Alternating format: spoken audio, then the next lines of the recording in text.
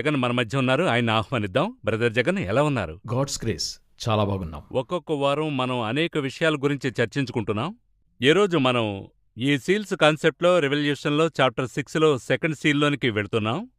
అయితే నేను మళ్ళీ తిరిగి చూసినప్పుడు చాలా కార్యక్రమాలు నేను చూస్తూ ఉంటాను. చాలా డిఫరెంట్గా ఉంది. మనం రికార్డ్ చేసేటప్పుడు జరిగే కార్యక్రమం వేరు, మనం వ్యూవర్గా చూసే చూపు వేరుగా ఉంది. ఒక చిన్న థాట్ నాకేంటంటే, దేవుడు కొన్ని విషయాలను దానియేలుకు ఇవన్నీ తెలియజేస్తున్నాను, దీనికి ముద్ర వేయమని చెప్పి ఆ సీక్రెట్ని రివీల్ చేయవద్దని చెప్తాడు. అదే దేవుడు జాన్కి వీటన్నిటినీ చెప్పమని 7 సంఘాలకు తెలియజేయమని అలాగని చెప్పి ఈరోజు ఈ విషయాల గురించి మనం మాట్లాడుకుంటున్నాం.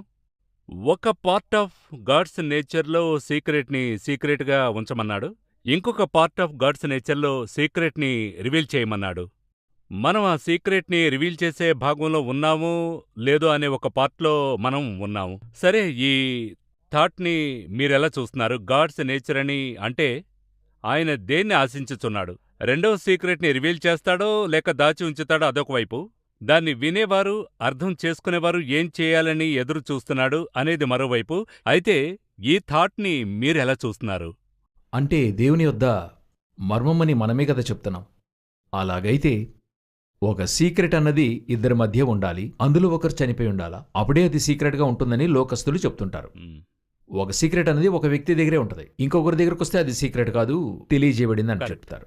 బట్ దేవుడు ఒక సీక్రెట్ చెప్పడానికి రీజన్ ఉంది, అది రివీల్ చేయడానికి కొరకే. ఆ సీక్రెట్ మనకి సంబంధమైనదిగా ఉంటుంది, మన జీవితంతో ముడిపడి ఉంటుంది. అందువల్ల దేవుడు అది మనకి చెప్తున్నాడు. అదే సమయంలో అది అందరూ తెలుసుకోవాలని ఆయన ఇష్టపడడం లేదు. ఎవరికి చెప్పాలనుకుంటున్నాడో వారికి అది అందితే చాలనుకుంటున్నాడు. ఎవరికి బయలుపరచాలని ఇష్టపడుతున్నాడో తండ్రి అతనికి తనను బయలుపరుచుకుంటున్నాడు.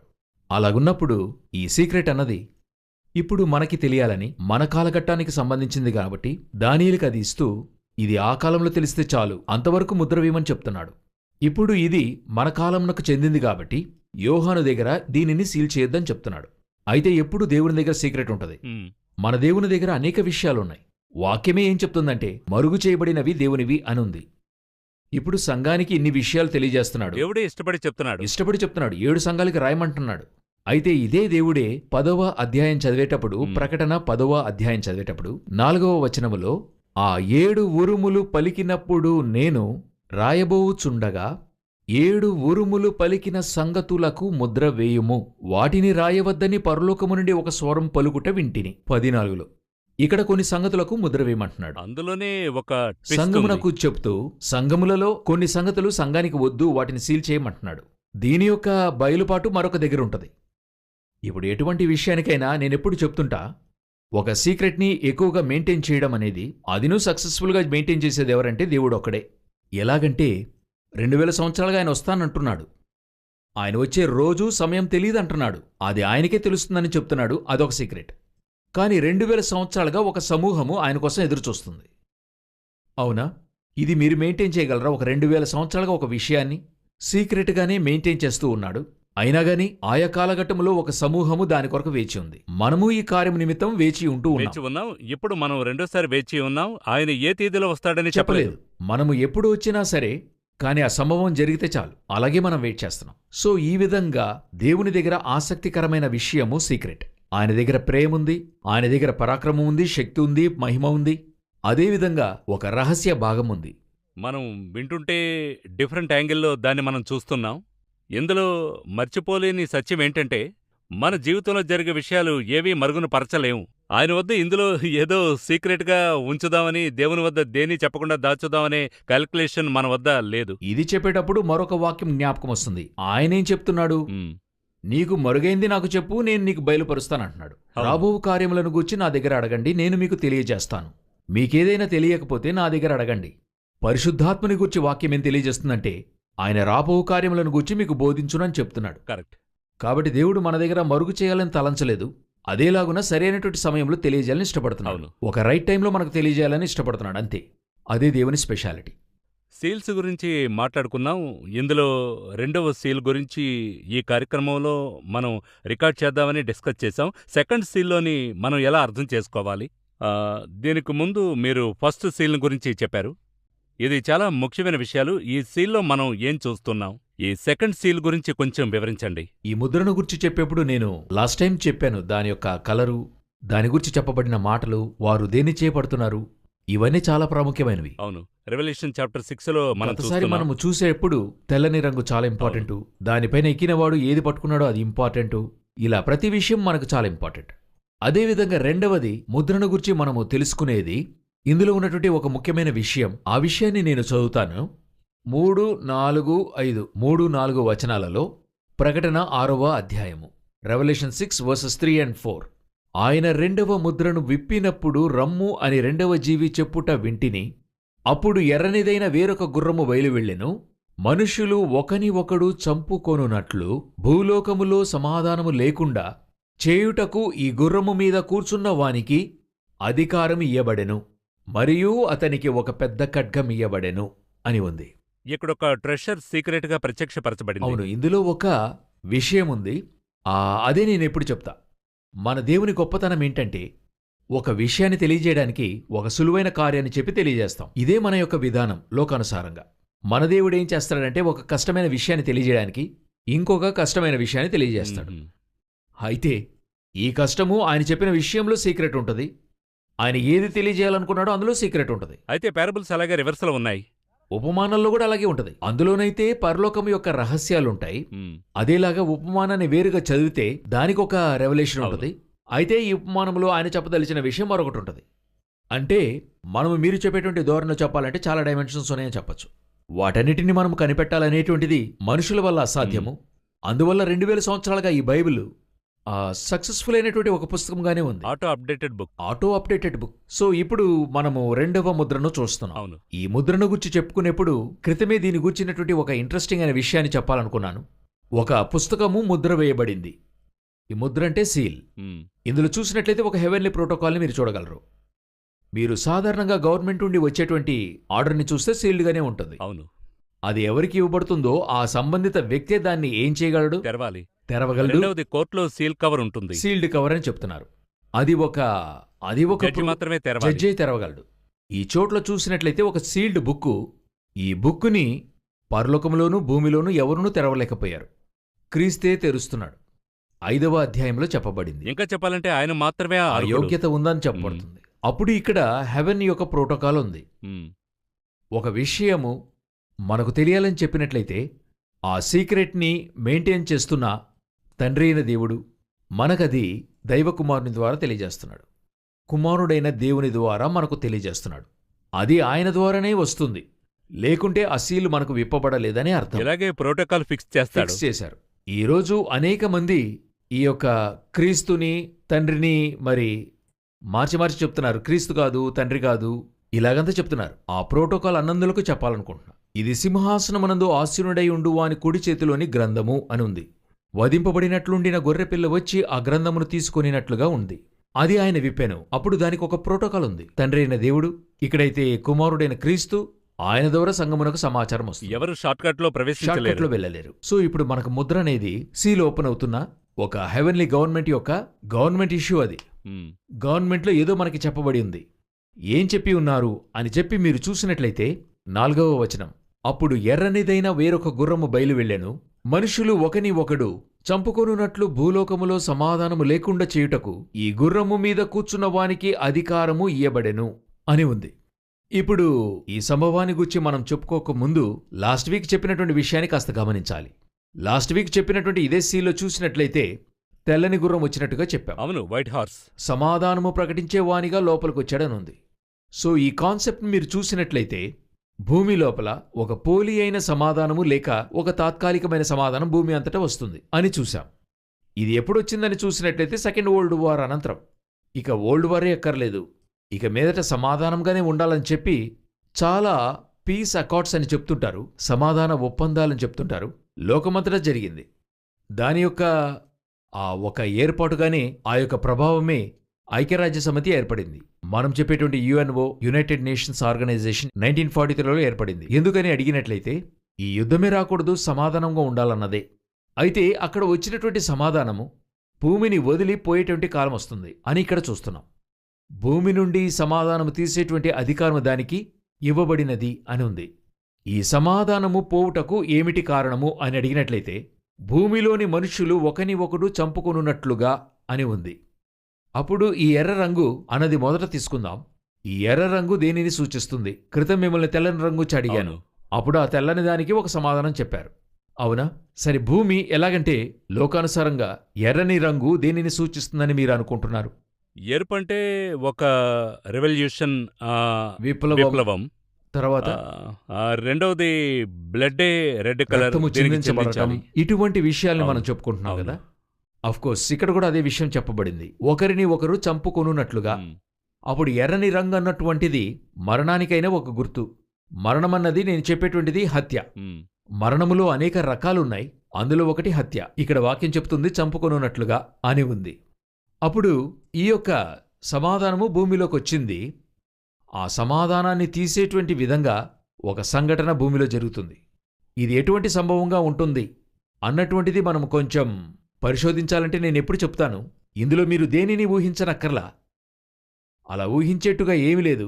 బైబిల్ దానికి అవసరమైన సరిపడ్డ హింట్ అందులో ఇవ్వబడినట్టుగా చూడగలం. ఏంటా హింట్ అంటే, ఒక పెద్ద ఖడ్గము అతనికి ఇవ్వబడెను. ఈ జనాలందర్నీ చంపడానికి, సమాధానాన్ని భూమి నుండి తీసేందుకు అతనికి ఉపకరణం ఉంది. అదేంటని అడిగినట్లయితే ఒక పెద్ద ఖడ్గము. ఈ ఖడ్గం అన్నది దేనిని సూచిస్తుంది అన్నటువంటిది మీరు చూసినట్లయితే బైబిల్ మొత్తంగా ఈ ఖడ్గం అన్నటువంటిది రెండు ముఖ్యమైన విషయాలను తెలుపుతుంది. లోకములో బైబిల్ రెండు విషయాలు తెలుపుతుంది. ఒకటైతే ఖడ్గమన్నది యుద్ధం, అంటే యుద్ధాన్ని సూచిస్తుంది. ఆ నెబుకద్నెజర్ యొక్క ఖడ్గము నీ మీదకొస్తుంది. తర్వాత వచ్చి సిరియనుల దండు నీ మీదకొస్తుంది. నీ ఖడ్గము అతనికి విరోధముగా నిలుచును. అలా చెప్పబడినట్లయితే యుద్ధం వచ్చినట్టే అర్థం. మ్, ఇప్పుడు భూమిలో ఉన్నవారు ఒకరిని ఒకరు చంపుకొనున్నట్లుగా భూమి నుండి సమాధానము తీయబడేటువంటి కార్యము జరుగుతుంది. అది ఎలా జరుగుతుందంటే ఒక ఖడ్గం వల్ల జరుగుతున్నట్టుకుంటుంది. అప్పుడు ఈ ఖడ్గం అన్నటువంటిది ఒక యుద్ధానికి అయినటువంటి సూచన. ఒక మహా గొప్పదైనటువంటి యుద్ధం ఒకటి లోకమంతటా వస్తుందని మనం చూస్తున్నాం. ఈ మహా గొప్పదైన యుద్ధం ఏది అని చూస్తున్నప్పుడు, ఇప్పుడు ఈ పుస్తకము ఇవ్వబడినటువంటి కాలం నుండి, ప్రకటన మనకు ఇవ్వబడినటువంటి కాలం నుండి, ఇంకా చెప్పాలంటే AD 96 అప్పటి నుండి ఇప్పటి వరకు ఈ భూమి చూడనటువంటి యుద్ధమే లేదు. అవునా? ఇక క్రీస్తు శకం 70 నుండియే యెరూషలేమును ముట్టడించి రోమీలు యెరూషలేమును అగ్నికి ఆహుతి చేశారు. దానికి తర్వాత రోమా యుద్ధాలు జరిగాయి. ఆ తర్వాత 10వ శతాబ్దం అని మీరు తీసుకున్నట్లయితే క్రుసేడర్స్ సిలువ గుర్తు పోర్లు జరిగాయి. ఆ తర్వాత మీరు చూసినట్లయితే అనేక యుద్ధాలు ఈ భూమి చూసింది. విపరీతమైన యుద్ధాలు తరచు జరుగుతూనే ఉన్నాయి. కొనసాగుతూనే ఉన్నాయి. చివరిగా మన జనరేషన్లో ఉన్న వారందరికీ తెలిసింది వచ్చి first world war, second world war. ఆ తర్వాత ఇస్రాయెల్లో జరిగినటువంటి యుద్ధాలు 1948లో ఒకటి, 52లో ఒకటి, 67లో ఒకటి, 70లో ఒకటి, ఇలా మనం వరుసగా చూస్తూనే ఉన్నాం. సో ఈ యుద్ధాలన్నీ ఉన్నాయి. అప్పుడు ఈ పెద్ద ఖడ్గం అన్నది దేనిని సూచిస్తుంది, దేని గురించి చెప్పబడింది, ప్రత్యేకించి దేనిని గురించి చెప్పబడింది అని అడిగినట్లయితే, ఈ ముద్రలు ఎప్పుడు విప్పబడతాయి అని మీరు అడిగినట్లయితే సంఘము ముగింపు కాలంలోనే అది విప్పబడుతుంది. 7 సంఘాలు ముగింపునకు వస్తున్నప్పుడు రాకడక ముందు సంఘాలు 7 సంఘాలని మనము 3వ అధ్యాయంలో దాని గురించి చూశాం. రాకడొచ్చి 7వ అధ్యాయంలో ఉంది. ఈ రెండిటికి మధ్యలోనే రాకడకు ముందే ఈ ముద్రలు విప్పబడతాయి. అందులో మొదటి ముద్రను మనం ముందుగానే చూశాము. ఆ భూమిలోకి సమాధానమన్నది వచ్చింది. అవన్నీ 1948లో జరిగినట్టుగా చూశాం. దాని తర్వాత ఇప్పుడు రెండవ ముద్ర, ఇదే మనం చూస్తున్న మన కాలంలో జరుగుతుంది. ఏముంది అని అడిగినట్లయితే, ఇప్పుడు ఈ కాలంలో జరిగేటువంటి మహా గొప్ప యుద్ధముగా 3వ ప్రపంచ యుద్ధం ఎదురు చూడబడుతుంది. మనం చెప్పుకునే యుద్ధము ఎదురు చూడబడుతుంది. ఏ విధంగా చెప్తున్నారు ఇది ఎదురు చూడబడుతుందని మీరు అడిగినట్లయితే, ఇప్పుడు లోకమంతట కూడా ప్రజల మధ్య ఒక సమాధానం లేని పరిస్థితిగా ఉంది. అంటే ఈ యొక్క కాలఘట్టమునకు ముందు వరకు కూడా ఇటువంటి ఒక పరిస్థితి ప్రపంచమందు ఎన్నడూ రాలేదు. ఎటువంటి ఒక పరిస్థితి అంటే, ఒక మనుషుని మరొక మనిషి కలవనే కూడదని ప్రతి మనిషిని వేరుపరిచేటువంటి క్వారంటైన్. ఇప్పుడు మనం ఈ కాలాన్ని చూస్తున్నాం కదా, క్వారంటైన్ పీరియడ్ అని చెప్పబడింది. ఈ వచ్చినటువంటి క్వారంటైన్ పీరియడ్ని మీరు చూసినట్లయితే, ఇంతవరకు కూడా యుద్ధమొస్తే కుటుంబంగా వెళ్ళి ఒక చోట దాక్కునేవారు. లేకుంటే ఏదో ఒక ఉద్యమం జరిగినట్లయితే ప్రజలంతా కూడా అనేక చోట్ల చూడొచ్చు. అది ఒక దేశము మరొక దేశస్థులు పట్టుకున్నట్టయితే ప్రజలంతా గుంపులు గుంపులుగా పరిగెత్తుతారు. అట్లే మనం చూసాం. కానీ ప్రతి ఒక్కరిని వేరువేరుగా విభజించింది ఎక్కడా అన్నట్లయితే, కొన్ని సంవత్సరాల క్రితం వచ్చినటువంటి ఈ యొక్క అంటువ్యాధులు వచ్చినట్టుగా. మ్, ఇదే ఒక గొప్పదైన రీతిలో ఒక ఖడ్గముగా ఎదురుచూడబడుతుంది. ఒక భూమిలో ఉండేటువంటి వారు ఒకరిని ఒకరు ఈచ్ అండ్ ఎవ్రీబడి అని చెప్తున్నారు. అర్థమవుతోంది. కానీ ఈ యుద్ధాన్ని మీరు వెంటనే ఎలా పరిగణించకూడదంటే, ఇప్పుడు వచ్చినటువంటి ఆ వైరస్ ఇదేనా అని మీరు అడిగినట్లయితే కాదు. ఒక యుద్ధం వస్తుంది, అది బయోవార్గా ఉంటుంది, మ్, ఒకరిని ఒకరు చంపే విధముగా. ఇప్పుడు కొన్ని రోజుల క్రితం జరిగినటువంటి సంభవాలన్నీ కూడా దీనికైనా ఒక ఎలాగంటే ఒక రిహార్సల్ లాగా అనుకోండి, మనకు తెలియజేయడం కోసం దేవుడు జరిగిస్తున్నాడు. ఇలాగంతా జరిగింది, ఎలా తేటపరచబడింది? ఒకరిని ఒకరు కలుసుకుంటేనే మరణం సంభవించేంత రీతికి వచ్చింది. ఒకరిని ఒకరు మీట్ చేయబాకండి. అవును. ఎంతకెంతకు మీరు డిస్టెన్స్ మెయింటైన్ చేస్తే అది మంచిది. ఈ డిస్టెన్స్ మెయింటైన్ చేయాలి ప్రతి ఒక్కరికి మధ్యలోనూ, ఒకరిని ఒకరు చంపునట్లుగా. అప్పుడు ఒకరిని ఒకరు చంపడం అన్నది ఏమిటి? లోకమంతటా అని అడిగినట్లయితే, ఇప్పుడు మీరు నన్ను చంపేంత రీతిలో ఏదో ఒకటి మోస్తున్నారని అర్థం. అది అర్థమైందండి? అర్థమవుతోంది. అది ఏమై ఉంటదన్నది 2000 సంవత్సరాలుగా మనకు తెలీదు. కరెక్ట్. ఇప్పుడు కొన్ని సంవత్సరాలుగా మనకు తెలుస్తుంది. మీరొక క్రిమిని క్యారీ చేస్తున్నారు, ఆ క్రిమి నన్ను చంపడానికి తయారుగా ఉంది. కరెక్ట్. అంతేకాకుండా గాల్లోనే. గాలిలోనే each and everybody can carry. అర్థమవుతోంది. అప్పుడు ఒక బయోవార్ వస్తుందన్నది మనం ఎదురు చూస్తున్నాం. ఇప్పుడు కొంతమంది ఏం చెప్తారంటే, మీరంతా కూడా సంభవించిన తర్వాత మీ బైబిల్లో ఇలాగంతా ఉందని మీరు చెప్తున్నారు, ఎందుకు ఇది మీరు ముందుగానే చెప్పలేదు? నేను ఇదే కార్యాన్ని ప్రకటన గ్రంథము 9వ అధ్యాయములో 4వ వచనములో ఇదే బయోవార్ని గూర్చి మేము అనేక సంవత్సరాలుగా చెప్తూ ఉన్నాం. మ్, ప్రకటన గ్రంథము 9వ అధ్యాయము 4వ వచనాన్ని చదివి చూడండి. ఈ వాక్యము ఎంత సూటిగా ఈ కాలఘట్టానికి వర్తిస్తుందో చూడండి. మరియు నొస్సళ్లయందు దేవుని ముద్రలేని మనుషులకే తప్ప భూమిపైనున్న గడ్డికైనను ఏ మొక్కలకైనను మరి ఏ వృక్షమునకైనను హాని కలుగజేయకూడదని వాటికి ఆజ్ఞ ఇయ్యబడెను. మ్, ఇదేమై అంటదనుకుంటున్నారు? దీనిలో ఉన్న సంగతిని వదిలేద్దాం. ఇలాగాలోచించండి. గడ్డి, మొక్కలు, వృక్షాలు దేనికి హాని చేయకూడదు, మనిషికి మాత్రం హాని కలుగుతుంది. ఇదేమనుకుంటున్నారు? మీరు చెప్పినట్లు కరెక్ట్గా ఇలాగే జరుగుతుంది. ఒట్టి బయోవార్ మాత్రమే. అంటే దీనికి ముందు నుండే దీనిని గురించి చెప్పుకోవచ్చు. ఎందుకు ఇటువంటి సంభవం జరుగుతుంది? ఇంతకంటే ముందు 8వ అధ్యాయంలో చదివినట్లయితే, భూమిలో 3వ భాగము చెట్లు పచ్చగడ్డంతా కాలిపోతుంది. మనము తర్వాత దాని గురించినటువంటి విషయాన్ని మనం చెప్పుకుందాం. అటువంటి పరిస్థితి రావడం వల్ల వారు ఏం చేస్తున్నారంటే, ఎటువంటి ప్రకృతి కూడా బాధింపబడకుండా మనిషి మాత్రం బాధించబడేది ఒక విషయం జరగాలి. దానిని 9వ అధ్యాయం 4వ వచనంలో దేవుడు చెప్తున్నాడు. ఇప్పుడు దానికైనా ఒక కార్యము లోకమంతటా జరుగుతుంది. మీరు చూసి ఉంటారు, ఏ దేశంలోనూ ఒక గుండు వేయలేదు, ఒక కార్యం జరగలేదు. అయితే అమెరికా అధ్యక్షుడు చెప్తున్నాడు, 2వ ప్రపంచ యుద్ధము కంటే అధికమైన వారు ఈ యొక్క అంటువ్యాధికి మరణించారని చెప్తున్నాడు. అప్పుడు సెకండ్ వరల్డ్ వార్ కంటే కూడా అధికమైన వారు చనిపోయారు. అయితే ఒక గుండు కూడా పేల్చబడలేదు. కరెక్ట్. ఒక క్షిపణి కూడా వేయబడలా, ఒక ఫ్లైటు కూడా ఎగరలేదు, ఏ తుపాకీ పేలలేదు. అయితే సెకండ్ వరల్డ్ వార్ కంటే అధికమైన వారు చనిపోయారు. ఇప్పుడు ఈ వాక్యాన్ని చదివి చూడండి. భూమిపై ఉన్నవారు ఒకరిని ఒకరు చంపుకునేటువంటిదిగా సమాధానము తీసివేయులాగున. అప్పుడు మీరు ఆలోచించండి, ఒక మనిషిని చూస్తేనే మరొక మనిషి నన్ను చూడటానికి రావద్దు అన్న స్థానంలో ఉంది. కరెక్ట్. అవునా?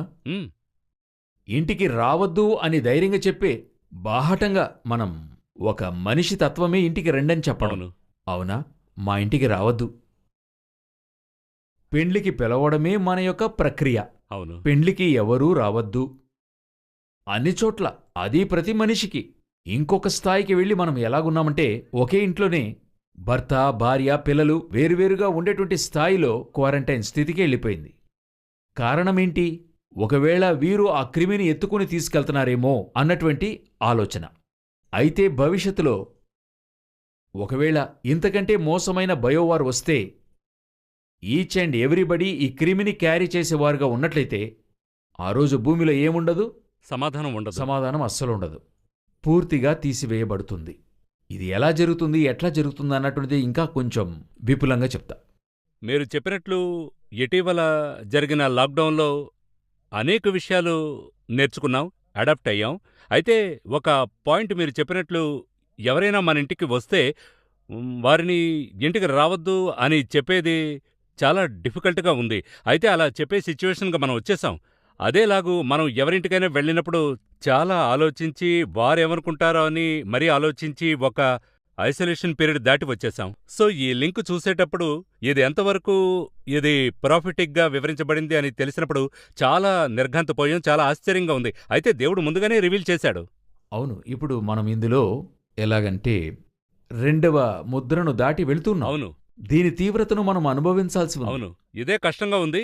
ఇంకా మనం పోను పోను దీని ఎలా యొక్క ఉంటుందా అని. తీవ్రతను మనము మన వీక్షకులకు చెప్దాము. ముఖ్యమైన విషయము ఇది మనం ముందుగా చెప్తూ ఉన్నాము. యెహెజ్కేలు పుస్తకము 39వ అధ్యాయంలో ఇప్పుడు మనకు బయోవార్ని గుచ్చి ఉంది. బయోవారు న్యూక్లియర్ వార్ రెండు చేరినట్టుగా ఉంటుంది. అవును, మీరు చెప్పేది చూస్తే రెవల్యూషన్ నుంచి ఓల్డ్ టెస్ట్మెంట్ ఓల్డ్ వరకు టెస్ట్మెంట్ లోనూ బయలుపాట్లు ఉన్నాయి. ఉంది, కానీ ఆ లింక్ గురించి చెప్తున్నారు. అవును. యెహెజ్కేలు పుస్తకము వచనము 39వ అధ్యాయము ఉమ్, ఒక అద్భుతమైన విషయాన్ని దేవుడు బయలుపరిచిన విషయాన్ని చూడండి. యెహెజ్కేలు 39:11 చూడండి. ఆ దినమున గోగు వారిని పాతిపెట్టుటకై సముద్రమునకు తూర్పుగా ప్రయాణస్థులు పోవు లోయలో ఇశ్రాయేలు దేశమున నేనొక స్థలం ఏర్పరచదను. గోగును అతని సైన్యమంతటినీ అక్కడి జనులు పాతిపెట్టగా ప్రయాణస్థులు పోవుటకు వీలు లేకుండును. అంటే అటువైపు వెళ్లేవారు వచ్చేవారు అందరూ కూడా ఒక ఒక మాస్క్ మాస్క్ వేసుకొని. ధరించి ఉంటారని ఉంది. ఇవాళ మనం మాస్క్ లేకుండా బయట తిరగలేం. ఈ మాస్క్ అనేటువంటి అలవాటు అన్నది మనకు తెలిసి ఈ యొక్క 2-3 సంవత్సరాలకు ముందుగానే. అయితే చివరి కాలములో ఆ ప్రక్క వెళ్లే ప్రతి ఒక్కరు కూడా మాస్క్ ధరించి ఉంటారనేటువంటి కాన్సెప్ట్ని యెహెజ్కేలు 39:11లో మన దేవుడు చెప్పి ఉంచి ఉన్నాడు. ఎందుకు చెప్పి ఉంచాడు అని మీరు చూసినట్లయితే దాని వెనుక 15వ వాక్యములో ఒక హింట్ మనకిస్తున్నాడు. దేశమును సంచరించి చూచువారు తిరుగులాడుచుండగా మనుష్య శల్యమొకటి అయినను కనబడిన ఎడల పాతిపెట్టువారు హమ్మాన్గోగు లోయలో దానిని పాతిపెట్టు వరకు అక్కడ వారేదైనను ఒక ఆనవాలు పెట్టుదురు. ఒక శల్యాన్ని చూస్తే కూడా ఆ ఎముక పాతిపెట్టేంత వరకు కూడా దానిమీద ఒక ఆనవాలు వేసి పెడతారు. పాతిపెట్టే స్థలములో అందరూ మాస్క్ వేసుకుంటారట. ఏమై ఉంటదనుకుంటున్నారు? ఉమ్, ఈనాటికి కూడా చనిపోతే వారిని ఏదో ఒక క్రిమి చేత చనిపోయినట్లయితే వారిని పాతిపెట్టేంత వరకు దానిని పాతిపెట్టేవారు జాగ్రత్తలు తీసుకునేవారుగా అవును. ఉన్నారు. దాని సొంతవారు కూడా దగ్గరికి రాకూడదని చెప్తున్నారు. కరెక్ట్. వెళ్ళి దాన్ని పాతిపెట్టే వారందరూ కూడా మాస్క్ని ధరించుంటారు. చూడండి, ఇది ఈరోజు నిదర్శనముగా మన కంటికి ముందుగా జరుగుతుంది, మన కంటి ముందే. అయితే నేను చెప్తున్నాను, ఇక్కడ చెప్పినటువంటి విషయము ఇంకా జరగలేదు. అంతకు ముందున్న విషయాలే ఇంతవరకు జరిగాయి. దీని యొక్క తీవ్రతనే ఇక్కడ చెప్పబడింది 39వ అధ్యాయంలో. ఉమ్, ఇదేంటని అడిగినట్లయితే ఇక రాబోతున్నటువంటి ఒక యుద్ధం, ఉమ్, ఒక అతి ముఖ్యమైన బయోవార్ జరగనై ఉంది. ఈ బయోవార్ యొక్క అతి ముఖ్యమైనటువంటి విషయాన్ని బైబిల్ మనకి ఇక్కడ తెలియజేస్తుంది.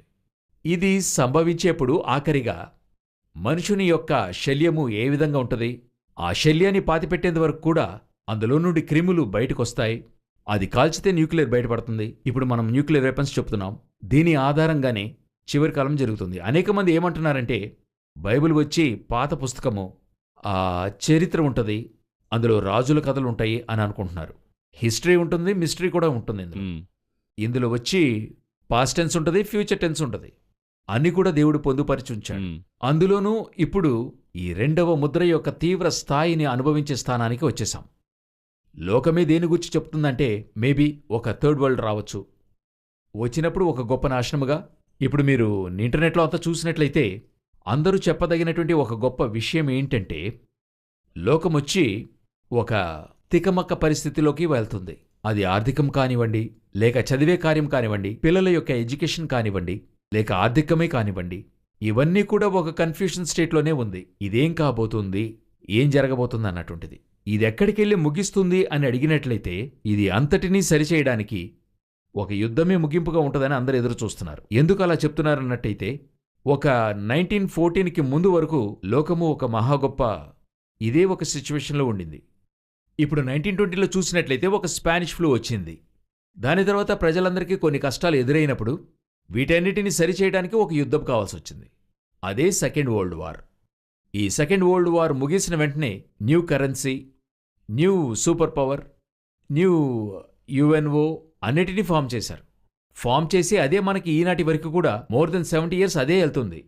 సో ఇది మనకి ముందుగానే చెప్పబడినటువంటి ఒక ఫార్ములా, ఇలా జరిగిందని చెప్పి. అప్పుడు అందరూ ఇప్పుడు ఏం చెప్తున్నారు, ఈ ప్రపంచంలో జరిగేటువంటి యుద్ధాలన్నింటినీ తనిఖీ చేసేవారు ఏం చెప్తున్నారంటే almost we are reaching the 12th hour అని చెప్తున్నారు. సో మనం ఇప్పుడు ఇటువంటి ముఖ్యమైన ఆ వారిని సంధించే చోటికి లోకం వచ్చేసింది. ఎందుకంటే విడిపించలేని ఆర్థిక సంక్షోభంలో అగ్రరాజ్యాలు పడిపోయాయి. వారు ఇకను ఆర్థికంగా బయటపడలేరు. అప్పుడు అటువంటి వారు ఏం చేస్తారంటే వేరే దారి లేకుండా తిరిగి తమ స్థితిని భద్రము చేసుకోవడానికి వారు స్టార్ట్ చేస్తారు. అయితే ఇప్పుడు జరిగేటువంటి వారు ఫస్ట్ వరల్డ్ వార్ లేక సెకండ్ వరల్డ్ వార్ లాగా ఆయుధాలపైన మాత్రం డిపెండ్ అవ్వవు గాని వెపన్స్ ఉంటాయి. Not only depending on weapons. ఇది బయోవార్గా ఉండేటువంటి అధిక సూచనలు ఉన్నాయి అంటున్నారు. గడిచిన కాలాల్లో ఈ క్రిములన్నీ లోకమంతటా వ్యాపింపజేసి అది ఏ స్థాయికి బాధను కలుగజేస్తుందన్నది పరిశీలించబడింది అన్న వదంతులు కూడా ఉన్నాయి.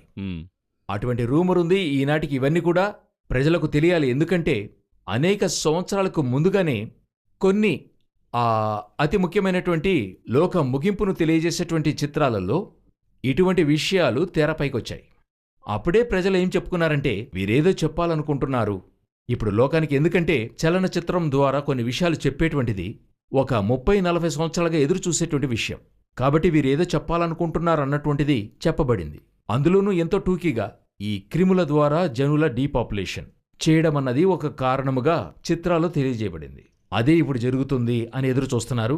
మన బైబిల్ వాక్య ప్రకారంగా చూస్తే అటువంటి పరిస్థితిలోనికే రెండవ ముద్రలోనికే మనం వెళ్తున్నట్టుగా తెలుస్తూ ఉన్నాం. అలాగే ఈ విషయాలు మీరు చెప్తుంటే బైబిల్ ఎప్పుడు చూసినా book of hope, book of some kind of solution అని చెప్తుంటారు. అలా మనం చూస్తూనే ఉన్నాం. అయితే ఈ విషయం వచ్చినప్పుడు మాత్రం ఒక సీల్ తర్వాత మరో సీల్ విషయం చూశారంటే ఒక టెర్మాయిల్ నుండి మరొక స్థానానికి వెడుతున్నట్లు క్రిటికల్గా ఉంది. ముందే ప్రపంచమంతా భయపడుతున్న టైంలో ఇలా యాడాన్ ఒక సొల్యూషన్ లేకుండా ఇది ఎలా ఉందంటే మరో యాంగిల్లో ఇంకా భయంకరంగా ఉంది అని వింటుంటే మీరు భయపెడుతున్నట్లు ఉందే, ఇలా బైబిల్లో ఉందని క్రిటిక్స్ చెప్తారు. సో అలా అనుకునే వారికి మీరు, ఎందుకంటే మనం బైబిల్ని ఎప్పుడూ కూడా ఒక సొల్యూషన్, మనమంతా బాగుండాలని ఒక సొల్యూషన్ చెప్పబడి ఉంది. అయితే రెవల్యూషన్ పుస్తకమే మరో యాంగిల్లో ఉంది. సో అలాంటి పరిస్థితుల్లో అలాంటి ప్రశ్నలు అడిగే వారికి మనం ఏమని చెప్పాలి, ఎలా తెలియజేయాలి, వాళ్ళకి అర్థమయ్యేటట్టు ఏం చెప్తారు? ఎప్పుడునూ సమస్య తీవ్రతకెళ్తుందంటే ముగింపుకొస్తుందనే అర్థం. ఎప్పుడు మనము రాకెట్ పైకే వదులుతున్నాం. ఎందుకు? దానికి పేరు రాకెట్ లాంచింగ్ అనే పేరు. ఎందుకన్నట్లయితే ఏదో ఒక గురిని బట్టే అది పైకెళ్తూ ఉంది. అదేలాగున ఈ ముద్రల వెనుక ఒకదాని వెనుక ఒకటి కూడా ఒక అద్భుతమైన ముగింపు వెంట వెళ్తుంది. ఒక గేము కోలాహలంగా జరుగుతుందంటే ఒక గెలుపును అందుకోబోతుందని అర్థం. దానికి ముందున్నటువంటివే ఇప్పుడు జరుగుతున్నటువంటి కార్యాలుగా ఉన్నాయి. ఇప్పుడు ఈ కార్యాల అనంతం దాని ముగింపులోనే యేసు రానున్నాడని మనం చెప్తున్నాం. ఆ ముగింపు వెంటే దానికి ముందు సంభవించేవే ఇప్పుడు జరుగుతుంది. చివరిగా మనం ఈ సెకండ్ సీల్లో మనం గ్రహించాల్సిన విషయం ఏంటి, మనం ఎలా దీనికి సిద్ధపడాలి అనే విషయం మీరు చెప్తే బాగుంటుంది. Very simple. ఏది జరిగినా చింతించక ఉండండి. వీటి మధ్యలో భద్రత ఇవ్వడానికి దేవుడున్నాడు. రెండవ ముద్ర మాత్రం కాదు, ఇక థర్డ్ సీల్, ఫోర్త్ సీల్ దేని గురించి చెప్పినప్పటికీ, ఏది చెప్పినా నేనెప్పుడు చెప్తా, ఎటువంటి ఒక గొప్ప ఉపద్రవం అయినప్పటికీ వాటి మధ్యలో భద్రపరిచే దేవుడు ఉన్నాడు. ఇది ఎందుకు దేవుడు చెప్తున్నాడంటే దీనికి మధ్యలో నేను భద్రపరుస్తానని చెప్తున్నాడు.